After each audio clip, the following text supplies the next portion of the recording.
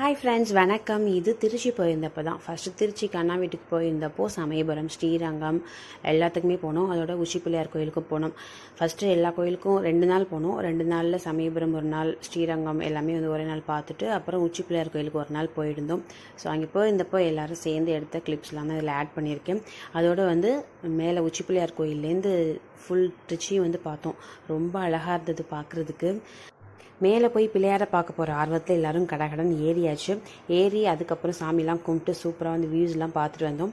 கீழே வரும்போது தாய்மானவர் கோயில் இருந்தது. இந்த கோயிலையும் போயிட்டு சாமியை போய் சூப்பராக பார்த்தோம்.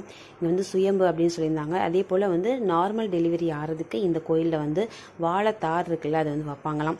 ஸோ சாமியே பிரசவம் பார்த்தாங்க அப்படின்னு கேள்விப்பட்டேன். ஸோ அந்த ஒரு கோயிலும் ரொம்ப விசேஷமாக இருந்தது. உள்ள அபிஷேகம் எல்லாமே பார்த்துட்டு சூப்பராக மன நிறைவோடு அங்கே பிரசாதமும் கொடுத்தாங்க. அது எல்லாமே வாங்கி சாப்பிட்டு சூப்பராக கிளம்பி வீட்டுக்கு வந்துட்டோம்.